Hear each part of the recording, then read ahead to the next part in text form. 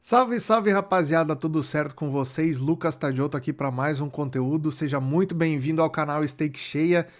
Nesse vídeo vou trazer as minhas análises para os jogos dessa quarta-feira de futebol, onde temos aí rodada do Campeonato Brasileiro e também temos equipe brasileira jogando playoff da Sul-Americana aí, tentando garantir uma vaga nas oitavas de final. Vamos falar sobre esses jogos aqui. Antes de mais nada, queria pedir para você que não é inscrito aqui no canal que por favor se inscreva. Deixa o seu like para fortalecer esse vídeo aqui se você gosta desse tipo de conteúdo e deixa aqui nos comentários o que você acha sobre essas partidas aí, traga também a sua opinião a respeito dos jogos que a gente vai comentar nesse vídeo aqui, beleza? Antes de falar dos jogos dessa quarta-feira, vamos dar uma passada rápida, fazer um resumo aqui nos jogos de ontem, onde a gente teve aqui dois times brasileiros jogando também os playoffs da Sul-Americana.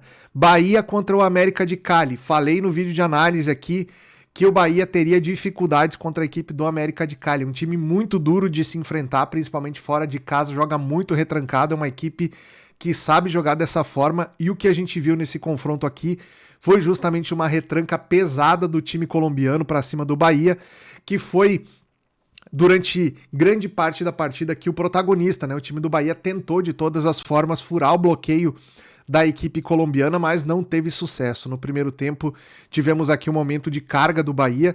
Eu tentei ficar posicionado aqui em back ao Bahia, mas a posição que rendeu aqui nesse primeiro tempo e até metade do segundo tempo aqui mais ou menos foi um lay ao América de Cali, né? Levando em consideração que o time colombiano não saía para o jogo, não escapava no contra-ataque. Então, enquanto a gente teve aí o América de Cali simplesmente só na defesa, né, com duas linhas de 5 jogadores ali se defendendo, eu explorei bastante esse lay ao América de Cali aqui, principalmente com correção de preço mais aguda, quando o Bahia tinha bolas paradas perto da área, ou quando tinha escanteios, enfim. A gente teve aqui um domínio interessante do Bahia para poder trabalhar em lay ao América de Cali. Tentei realizar o back à equipe do Bahia também, mas aqui a gente não teve tanto sucesso, o Bahia não conseguiu marcar o gol. No final do jogo aqui tivemos duas expulsões, uma do Bahia e outra do América de Cali. Aqui já não estava posicionado em mercado nenhum, não fui buscar gol limite aqui nesse jogo justamente porque o América de Cali se mostrou defensivamente muito competente aqui. Então o Bahia vai ter uma pedreira no jogo da volta lá no estádio Pascoal Guerreiro, icônico estádio onde o América de Cali manda seus jogos, né? Então a gente deve ter aqui um jogo bem difícil para trabalhar também. O Bahia que abra o olho, porque se não jogar com total atenção o jogo da volta aqui, pode ser eliminado e não vai jogar os playoffs da Sul-Americana. Quem está muito próximo de não jogar os playoffs da Sul-Americana também é a equipe do Vasco, tá? Vamos pegar aqui o time do Vasco contra o Independiente Del Valle. O Vasco teve um jogador expulso aqui aos 14 minutos do primeiro tempo, mais ou menos, né? Numa falta absurda, o jogador deu uma tesoura no adversário no meio-campo, na frente do juiz, totalmente desnecessário o lance, acabou tomando cartão vermelho. Eu não estava posicionado no mercado nesse momento aqui, vocês podem ver aqui no gráfico que não tinha tanta intensidade assim no jogo, né? A gente tinha o gráfico mostrando um jogo parelho, mas nenhuma das equipes tinha de fato aqui uma presença ofensiva muito forte. Depois da expulsão, o Vasco até teve algumas chegadas aqui, mas logo em seguida o Independiente Del Valle começou a mandar no jogo de maneira absurda. E aqui a gente teve uma situação interessante para poder trabalhar back ao Independiente Del Valle. Eu fiquei back ao time do Del Valle no primeiro tempo, mas fechei antes do gol sair. Peguei uma correção a meu favor, inclusive estive nesse momento aqui onde o time do Del Valle teve uma sequência de escanteios aqui, uma sequência de chegadas perigosíssimas aqui contra o gol do Vasco, acabou não fazendo gol, eu fechei a posição, mas fiquei com um green aqui nesse back Del Valle, ainda a correção me pagou legal aqui. E o gol foi sair no finalzinho do primeiro tempo, né? Depois, na segunda etapa, a gente teve aqui 2 gols do Del Valle em sequência, o que praticamente liquidou com o jogo, né? O Vasco tentando sair ainda de alguma maneira para fazer um gol e descontar aqui e ficar com um placar não tão elástico para decidir no jogo da volta. Lembrando que esse jogo aqui foi no Equador, tá? O jogo da volta vai ser em São Januário, mesmo com o fator local a seu favor, o Vasco dificilmente vai conseguir recuperar esse placar aqui, porque no finalzinho do jogo aqui, e aí a partir desse momento aqui, minuto 65 mais ou menos, eu entrei em back a goleada do Del Valle, porque o time tinha interesse de fazer pelo menos mais um gol aqui para deixar o placar ainda mais distante, criar uma vantagem ainda maior contra o Vasco aqui para o jogo da volta. Esse gol acabou saindo, pagou a goleada aqui do Del Valle, e no finalzinho ainda teve um pênalti perdido pro Del Valle. Esse jogo poderia ter sido 5-0 e teve um gol anulado ainda que não aparece aqui no gráfico, mas o jogador estava impedido por milímetros, assim, foi uma questão na régua ali que o gol foi anulado. Então o Del Valle poderia ter saído com um 6-0 aqui desse jogo, né? Então mesmo não fazendo esses 2 gols no final ali, tendo perdido um pênalti, tendo um gol anulado no final, o Del Valle conseguiu sair com um resultado de 4-0, que praticamente liquida o confronto aí de 180 minutos.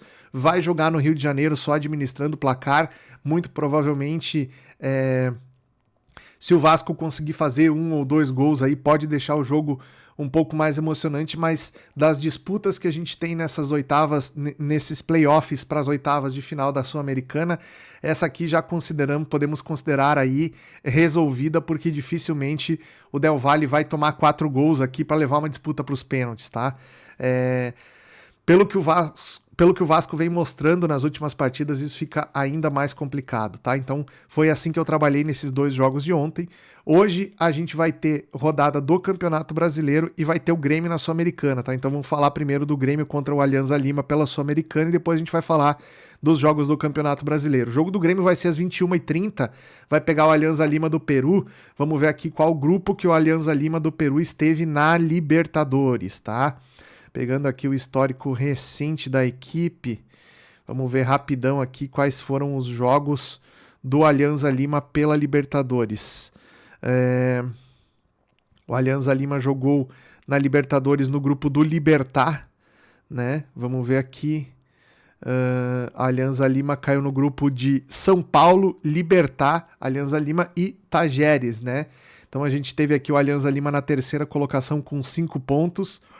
Nas últimas 3 partidas, um empate em 2-2 contra o Libertad, uma derrota fora de casa de 2-0 pro Tajeres e uma derrota dentro de casa pro São Paulo também por 2-0, tá? Então a equipe do Alianza Lima começou a fase de grupos até num embalo interessante, mas aí depois, na reta final, perdeu 2 e empatou 1, acabou ficando na terceira colocação aqui o Alianza Lima, que veio lá da pré-Libertadores, eliminou o Boca Juniors, né, para poder entrar nessa fase de grupos da Libertadores.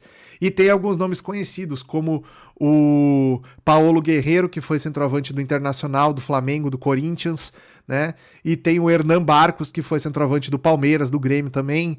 Então, tem jogadores conhecidos aí, principalmente no seu setor ofensivo, jogadores já veteranos, né? A média de idade, inclusive, dessa equipe do Alianza Lima é uma média alta. A gente não tem aqui a escalação ainda desse jogo para mostrar, mas a média de idade dos jogadores do Alianza Lima é uma média de idade relativamente alta, né? Então, isso pode... Vamos ver aqui se a gente tem. Bom, ainda não temos as escalações, mas é um ponto para a gente ficar de olho, tá? Uma coisa que a gente deve levar em consideração nessa partida aqui é que é o seguinte, o primeiro jogo vai ser no Peru. O Grêmio pode fazer um jogo de não se expor tanto para tentar conseguir um resultado aí onde traga a decisão para Porto Alegre. A gente tem aí no comando do Grêmio o Mano Menezes, que é um treinador que tem esse estilo de jogo, que gosta de fazer jogo fechado fora de casa. A estrutura defensiva do Grêmio não inspira tanta confiança assim. Se a gente pegar o retrospecto do Grêmio, principalmente no Campeonato Brasileiro, é uma equipe bastante vazada, é uma equipe que tem problemas defensivos a serem corrigidos, né?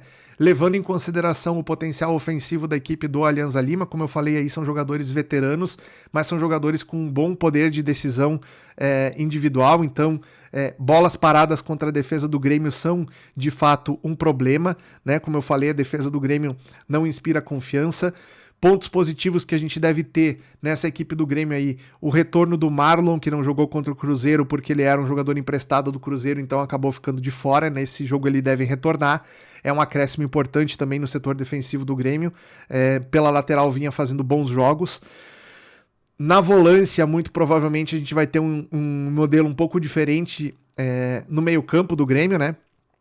Tirando aí o Cristaldo como meio armador e jogando com 3 volantes, né? Dodge, Vila Sante e o Alex Santana, que o Grêmio contratou do Corinthians, né? Então a gente deve ver o Grêmio utilizando uma estrutura de meio-campistas mais defensiva, né? Justamente para tentar proteger um pouco mais essa defesa que ficou nos últimos jogos aí desguarnecida e tomou muito gol, tomou 4 gols do time do Cruzeiro no último confronto pelo Campeonato Brasileiro, né? E a gente deve ver no ataque aí talvez o retorno do Bright White, jogador que também não jogou, o dinamarquês aí, que também não jogou contra o Cruzeiro, jogador que está voltando de lesão, né? Estando recuperado, ele provavelmente deve ser o titular dessa equipe do Grêmio também, tá? Temos odd de 2,42 pro Alianza Lima, 3,40 pro Grêmio.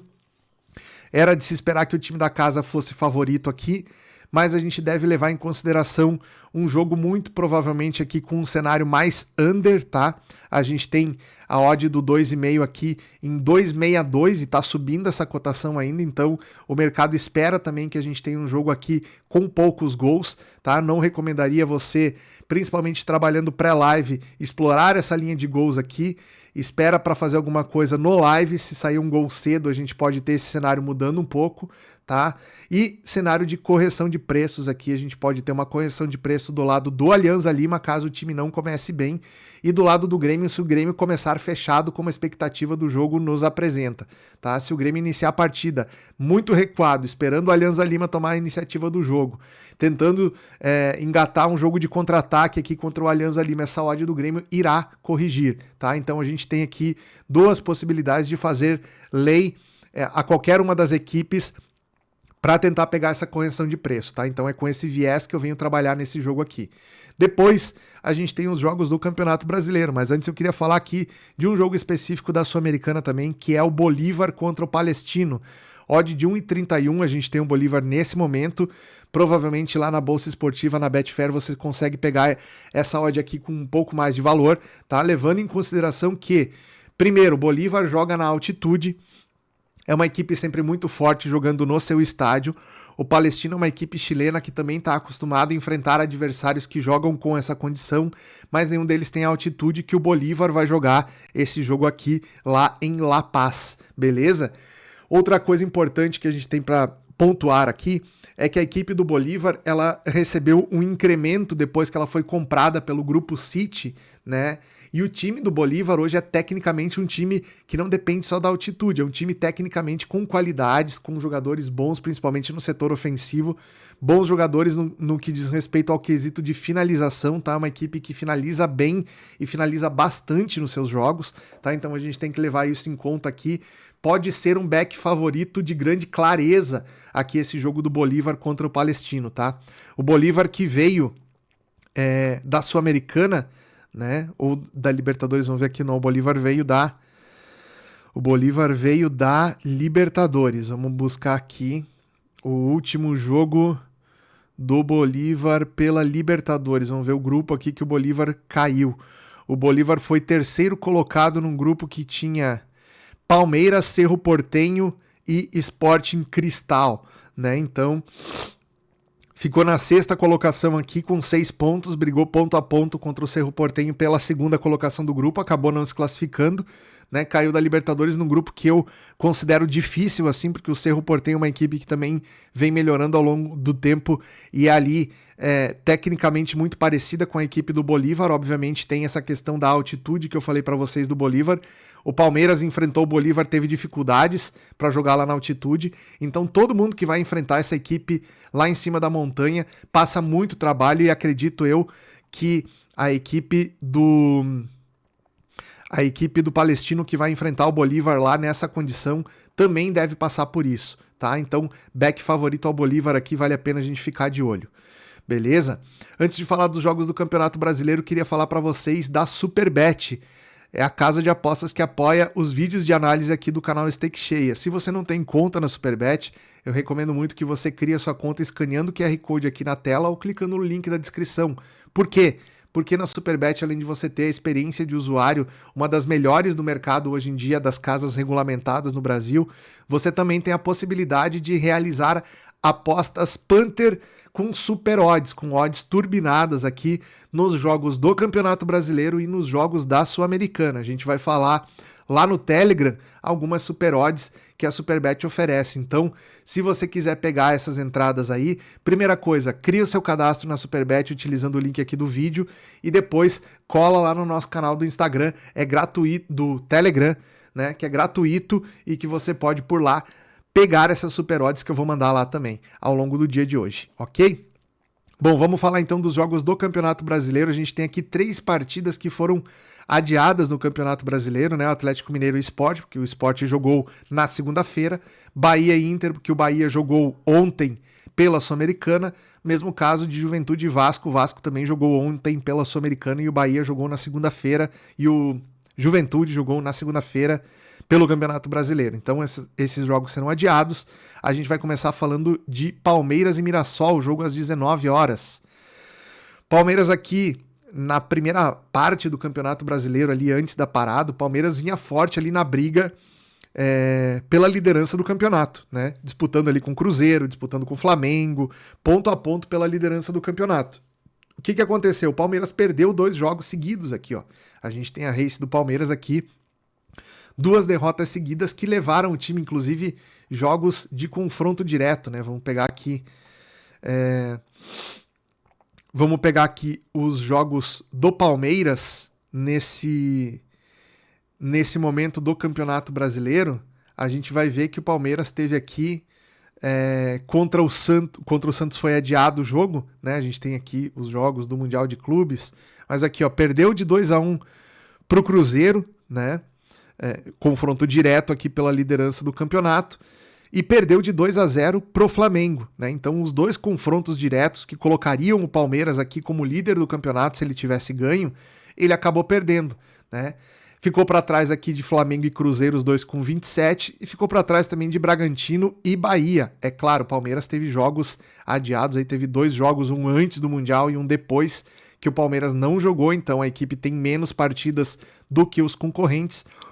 Talvez vencendo esses 2 jogos que foram adiados contra o Santos e contra o Juventude, o Palmeiras poderá voltar aí a disputa pelo título brasileiro, né, pela liderança do Campeonato Brasileiro, ponto a ponto contra essas 2 equipes que hoje estão ali nas cabeças do campeonato, Flamengo e Cruzeiro, tá?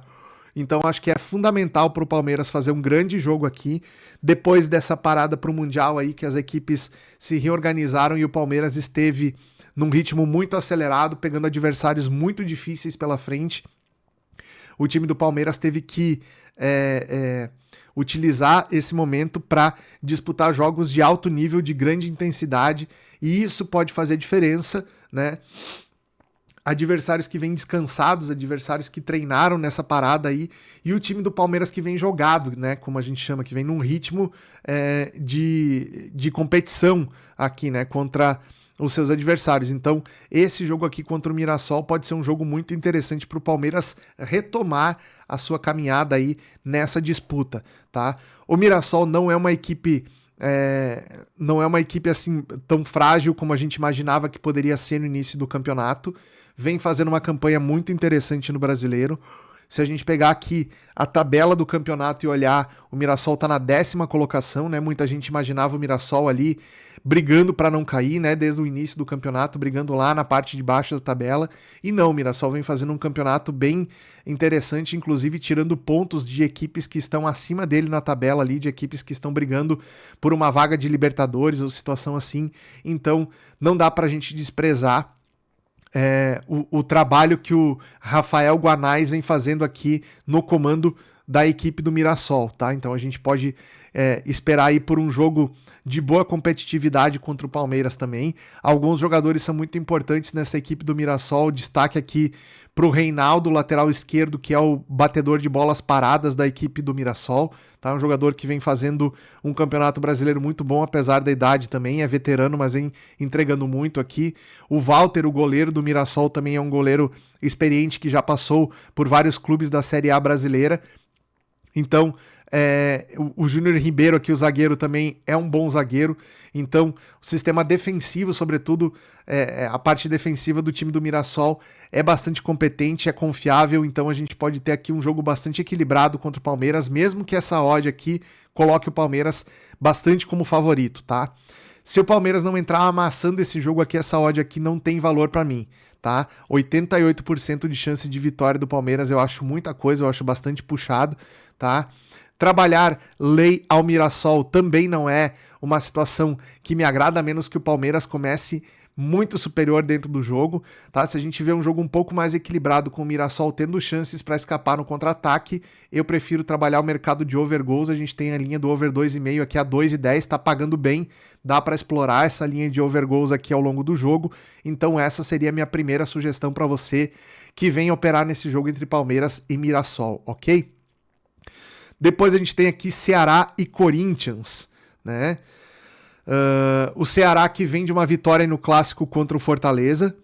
Essa vitória foi muito importante porque derrubou o treinador do Fortaleza, o Vojvoda foi demitido lá, então além de conseguir vencer o jogo, subir na tabela de classificação, o Fortaleza ainda empurra, o Ceará ainda empurra o Fortaleza para uma zona complicada na tabela do Campeonato Brasileiro. Fortaleza tá lá na zona de rebaixamento e o Ceará tá naquele bolo de meio de tabela ali, né? Vamos pegar aqui a colocação do Ceará, tá na 9ª colocação, hoje o Ceará com 18 pontos, colocou o Fortaleza lá no 19º colocado no campeonato. Então, essas situações aí fazem com que a gente tenha um time do Ceará motivado, jogando dentro de casa, onde tem um fator local muito forte, muito interessante também. Vai pegar o Corinthians, que está entrando numa crise complicada. O Corinthians perdeu a última partida aqui de 2-1 pro Bragantino, com um gol lá nos acréscimos. Então, geralmente para uma equipe que tem as aspirações do Corinthians, que é chegar numa classificação de Libertadores, que é ocupar uma posição um pouco mais na elite ali da tabela do campeonato, né? Perder um jogo dentro de casa com gol nos acréscimos geralmente costuma abalar bastante o moral da equipe, né? A gente teve aí nesse jogo a ausência, por exemplo, do Yuri Alberto, que é um jogador que vinha sendo determinante nesse sistema ofensivo do Corinthians, e agora a gente vai ter também a ausência do Memphis Depay, né, jogador que está suspenso por cartão. Então a gente tem o Yuri Alberto fora por lesão, o Romero fora por cartão e o Depay fora por cartão. Ou seja, praticamente os 3 principais jogadores do ataque do Corinthians vão estar suspensos por cartão. Vai ficar só o Rodrigo Garro aqui, que é a referência técnica no meio-campo do Corinthians e deve ser o responsável pela armação de jogo da equipe paulista, né? Do lado do Ceará a gente também tem desfalques importantes, né? O Pedro Henrique e o Pedro Raul, né? Os dois são titulares, então são jogadores emprestados e também devem estar fora nesse confronto aqui contra o Corinthians, né? Então, o que acontece? A gente tem aqui um cenário onde as duas equipes terão jogadores importantes do seu sistema ofensivo de fora do confronto, tá? Quando a gente tem esse tipo de situação, é complicado trabalhar mercado de gols, tá? Porque esse cenário over, ele vai ficar prejudicado. Se você gosta de buscar por mercados desse estilo aqui, eu vejo um over 2,5, tá pagando odd 3, ou seja, o mercado todo acreditando que a gente vai ter um jogo aqui muito truncado, com poucos gols, tá? Eu acredito no potencial do Ceará jogando dentro de casa. A gente tem uma odd aqui, pegando o mercado aqui de match odds do Ceará a 1,35. Não, esse aqui é 1x2. Vamos ver o mercado aqui. Aqui tá pagando a dupla chance. Vamos ver aqui o mercado principal desse jogo. Não temos a linha principal do jogo aqui, né? Não temos o money line do jogo, tá? Mas se a dupla chance do Ceará tá pagando 1,35, a gente não deve ter o Ceará acima de vai estar entre 1,80 e 1,90 a odd do Ceará aqui, tá? E a do Corinthians vai estar ali uns 3,40, né? Entre 2,80 e 3,40. Então a gente tem aqui o Ceará como favorito jogando dentro de casa. Eu acho justo esse favoritismo. Acho que a gente pode buscar um Lei Corinthians aqui para correção de preço, tá? Naturalmente a camisa do Corinthians é mais pesada, então o preço do Corinthians deve segurar um pouco mais, mas se o time não estiver encontrando principalmente uma jogada ofensiva aqui que possa levar perigo à equipe do Ceará, a gente deve ter a odd do Corinthians corrigindo sim. Então, obviamente, se você não tem método, é melhor não fazer esse tipo de entrada, mas se você está acostumado a trabalhar situações de lei favorito ou de lei em jogo parelho, esse tipo de jogo aqui ele pode trazer para a gente uma correção muito interessante, principalmente nas chegadas do Ceará, que se a gente tiver a favor do mercado aqui, a gente pode ter uma oscilação interessante de preço. A liquidez não deve ser tão alta, tá? A gente deve ter liquidez compartilhada com outros jogos nesse mesmo horário aqui também. Então vale a pena ficar de olho nesse jogo aqui, porque a gente pode ter sim um bom potencial de correção de preço nessa partida aqui do Ceará contra o Corinthians. Depois vamos falar de Santos e Flamengo. Talvez o jogo mais importante dessa rodada aqui, porque o Flamengo é líder e o Santos está numa condição aqui também delicada na tabela, né? Vamos dar uma olhada na tabela de classificação aqui, ó. A gente tem o Flamengo com 27 pontos na liderança, empatado em pontos com o Cruzeiro, né? Então qualquer vacilo do Flamengo aqui pode significar a perda da liderança no campeonato, que o Cruzeiro vem ali encostado para tentar buscar essa liderança. E o Santos é o primeiro fora da zona de rebaixamento com 11 pontos, mesma pontuação de Juventude e Vitória. Um vacilo do Santos aqui pode significar também o ingresso na zona de rebaixamento, situação que o Santos já viveu no Campeonato Brasileiro e a tendência é que não saia dessa região tão cedo aí. E isso vai fazer com que a gente precise ficar de olho no futebol do Santos nas próximas rodadas também, beleza? Mas vai ser um confronto que é na Vila Belmiro, onde o Santos joga todas as fichas para conseguir, com o seu fator local, ter superioridade contra os seus adversários.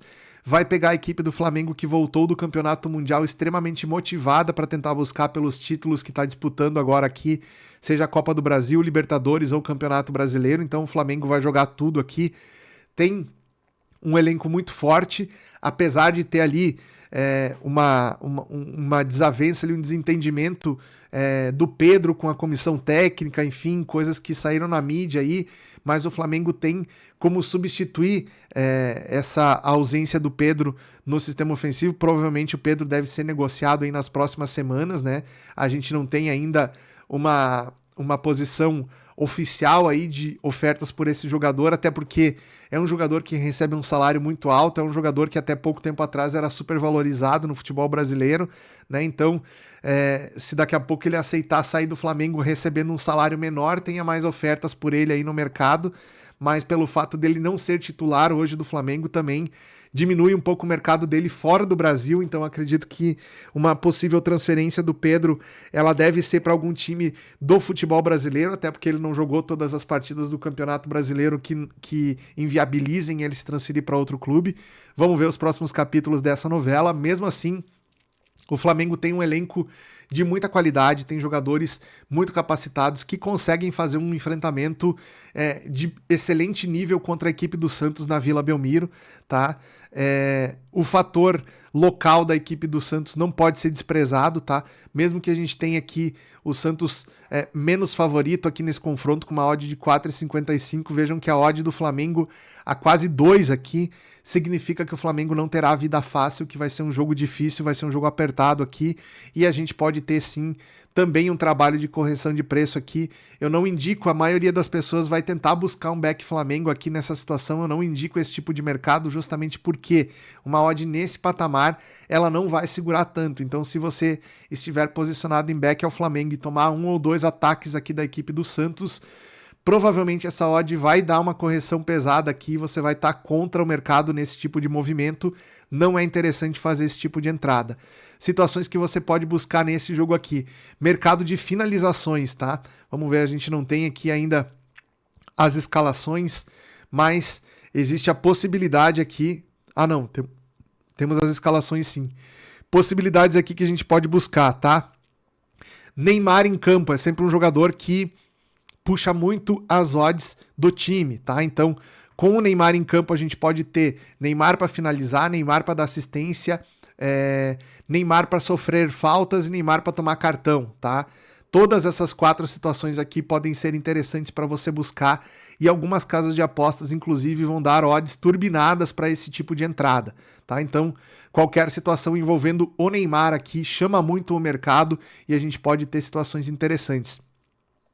Por outro lado aqui, quando o Neymar joga, por exemplo, muita atenção em cima dele, o Guilherme aqui, que é o outro jogador de ataque do Santos, que pode ter muita liberdade, pode ter boas situações aqui, inclusive essa dupla Neymar e Guilherme aqui, o Neymar ficou caracterizado nos jogos em que esteve bem, que esteve jogando pela equipe do Santos, dando assistência para o Guilherme fazer gol e o Guilherme dando assistência para o Neymar. Então essa dobradinha aqui também pode fazer sentido para você fazer entradas Panther. Do lado do Flamengo, destaque para Bruno Henrique, que finaliza bastante também dentro dos jogos. É um jogador para a gente ficar de olho. E o Arrascaeta, que é o jogador da bola parada do Flamengo, tá? Então, esses 2 jogadores para finalizar em gol pode ser interessante. Beleza? Alan, para desarmar, é um jogador que tem um alto volume de desarmes na equipe do Flamengo, está se consolidando como titular no time do Flamengo aqui, então essas são apostas individuais que a gente pode trabalhar nesse jogo entre Santos e Flamengo, tá? Como o Neymar do outro lado aqui vai chamar muito o jogo pela equipe do Santos, o Alan, que provavelmente vai ser o jogador que vai ser incumbido de fazer essa marcação em cima do Neymar, deve ter aí um número bom de desarmes, né? A gente pode contar com essa situação dentro do jogo, ok?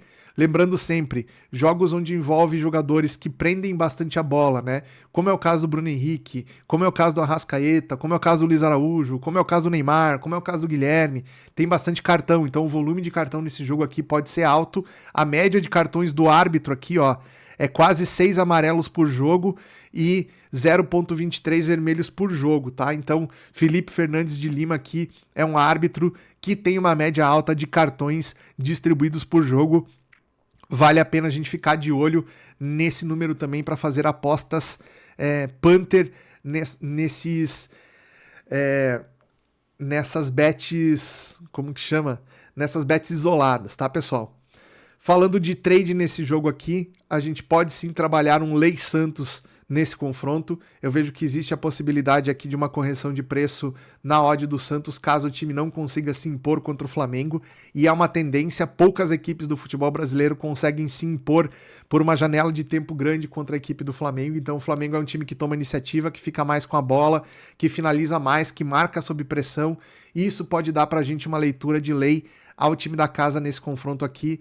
Se você estiver esperto e conseguir pegar cedo essa odd aqui, você vai pegar uma correção bem interessante da odd do Santos.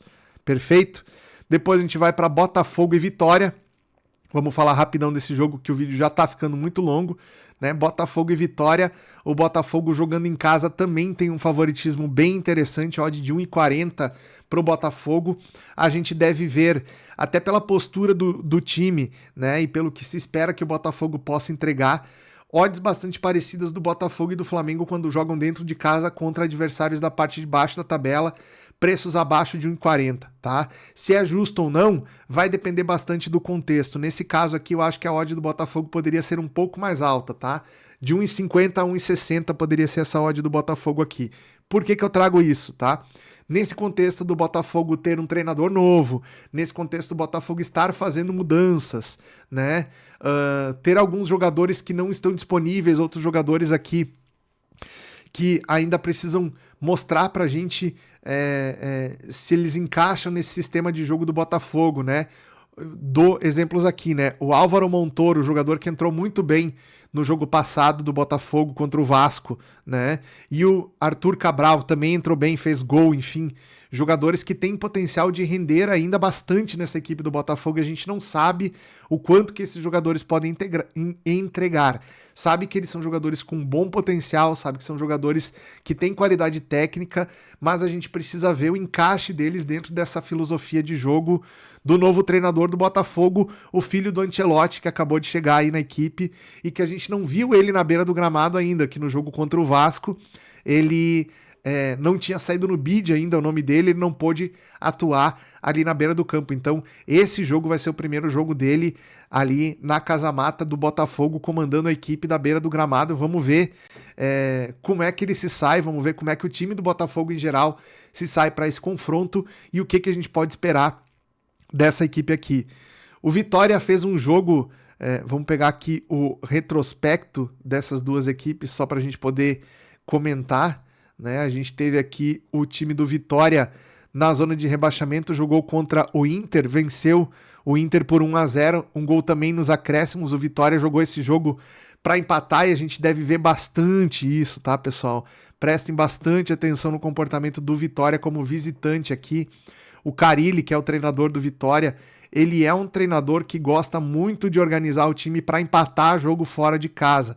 Quando a gente tem um treinador que gosta tanto de empatar jogo fora de casa, ele vai acabar perdendo jogos, tá? Então, esse é o destaque para o time do Carille nessa reta agora de final de primeiro turno do Campeonato Brasileiro, tá? Precisa um encaixe. O time mudou de um treinador que era ofensivista para um treinador que ele tem uma filosofia de fazer um jogo mais reativo, tá? Então a gente deve ver o Vitória deixando o adversário jogar mais com a bola, tentando executar um jogo defensivo um pouco mais povoado no setor defensivo do campo, tá? Vai chamar o adversário para cima. O Botafogo, diferente do Internacional, que mostrou muitas dificuldades para tentar furar uma retranca da equipe do Vitória, o Botafogo tem mais recursos, tem mais repertório, então a gente deve ver aqui o Vitória sofrendo mais ainda contra o Botafogo nesse confronto do que sofreu contra o Internacional, onde já sofreu bastante, tá? Então vale a pena que a gente olhar com bons olhos aqui, um lei ao Vitória nesse confronto aqui, mesmo que a gente tenha uma odd que não é a odd ideal aqui. Esse preço do Vitória já passou aqui do preço que eu gosto mais para entrar a equipe zebra no caso aqui, né? Tá acima de 8 essa odd aqui. O ideal seria entre 6 e 8 para a gente conseguir fazer um lei a zebra num jogo como esse aqui. Mas se o domínio do Botafogo for isso que o mercado está sugerindo, a gente pode trabalhar a lei ao Vitória com certa tranquilidade aqui, conseguindo fechar a posição nas vezes que o Vitória escapar, tá? Um back ao Botafogo só se o time estiver muito bem em campo, se o time mostrar o volume que mostrou eventualmente contra o time do Vasco em boa parte do primeiro tempo do jogo lá. Se vocês olharem o gráfico do Botafogo contra o Vasco, vocês vão ver esse cenário aí e ver que é possível a gente trabalhar um back Botafogo se o time tiver bem postado e estiver buscando pelo gol no início do jogo, ok?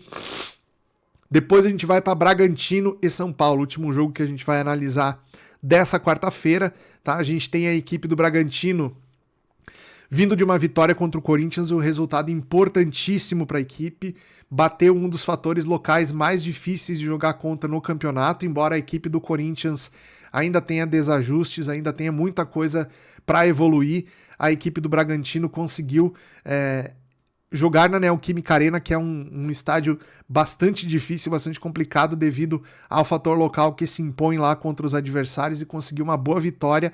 Agora vai jogar dentro de casa contra o São Paulo, que fez um jogo ruim contra o Flamengo, tá? Embora o Flamengo seja uma grande equipe do futebol brasileiro, a diferença que se mostrou entre São Paulo e Flamengo foi uma diferença muito grande. O São Paulo teve bastante dificuldade, o São Paulo que vem também com um trabalho novo. O Crespo assumiu o time do São Paulo, como eu já comentei em outros vídeos aqui, enfrentando diversos problemas importantes, tá? Que podem demorar para ser corrigidos. A grande maioria das deficiências que a gente vê no time do São Paulo não são coisas que se corrigem de um jogo para o outro. São Paulo vem aqui, ó, de 4 derrotas seguidas no campeonato, então vale muito a pena a gente ficar de olho nessa situação aqui, para daqui a pouco buscar um lay ao São Paulo, tá? A gente tem aqui odd de 3,70 para o São Paulo. Aqui eu acho assim que temos um potencial de correção bem importante aqui nessa odd do São Paulo. A equipe do Bragantino, como joga dentro de casa, também é uma equipe que propõe mais o jogo, que tende a ter um pouco mais de iniciativa, né? Um time rápido, veloz, que tem jogadores que estão vivendo um bom momento aqui dentro do time, né? O Lucas Barbosa, o John, o Gabriel, são jogadores que têm entregado bastante...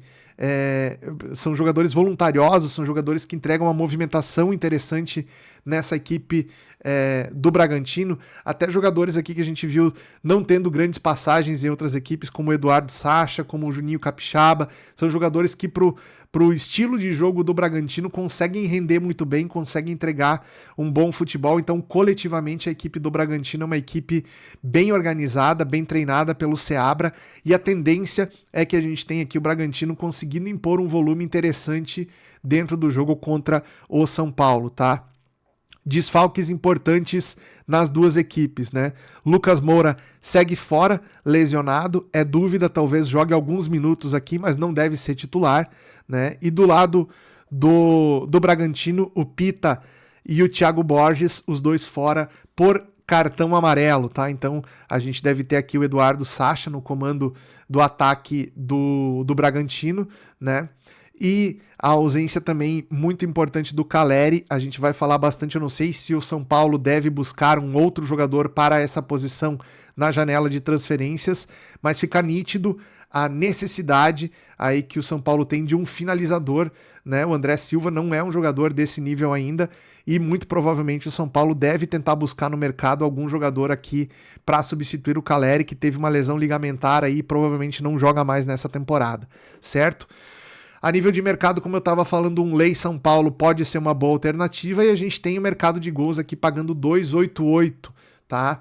Eu não acho que esse jogo seja um jogo interessante para over, mas a gente viu o jogo do Bragantino contra o Corinthians, que teve uma situação ali onde o over acabou batendo no final, né? O Bragantino é uma equipe que não desiste, é uma equipe muito resiliente, e isso faz com que a gente tenha um volume de jogo interessante na parte final do jogo para tentar buscar por gols, e o São Paulo se envolveu aqui em jogos de gols, tá?